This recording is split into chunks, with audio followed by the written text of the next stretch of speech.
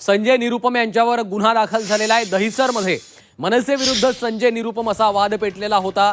मनसेच्या 11 पदाधिकाऱ्यांवर देखील गुन्हा दाखल झाल्याची माहिती आहे। मनसे कार्यकर्त्यांनी संजय निरुपम यांच्या वाहनाची तोडफोड केली। संजय निरुपम यांच्या दौऱ्यादरम्यान मनसे कार्यकर्त्यांनी गोंधळ घातला। प्रमुख आरोपी नयन कदम यांना उद्या कोर्टात हजर केले जाणार आहे अशी देखील माहिती समोर येते। तर दुसरीकडे संजय निरुपम यांच्यावर आता गुन्हा दाखल झालेला आहे। आरोपींना उद्या कोर्टात हजर केले जाणार आहे, त्यामुळे कोर्टाच्या निर्णयाकडे देखील आता लक्ष लागलेलं आहे।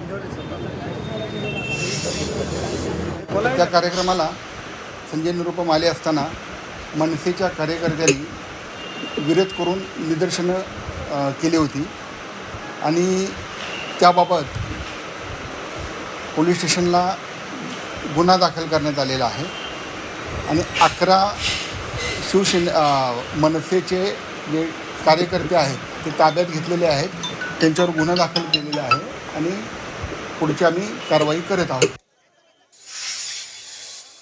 आता सरकारने हे ठरवायचे आहे की ते बाळासाहेबांच्या विचारांचे, स्वर्गीय आनंदीकेंच्या विचाराचे असतील तर आमच्या लोकांना सोडून देतील।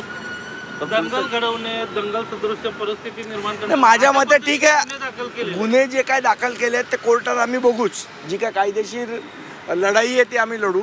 आम्ही काय या कायदेशीर लढाईला आणि केसेसना घाबरणारे लोक नाही आहोत। आम्ही अस्वल आहोत। एक केस गेला काय आणि एक केस आला काय, आम्ही या गोष्टींना घाबरत नाही।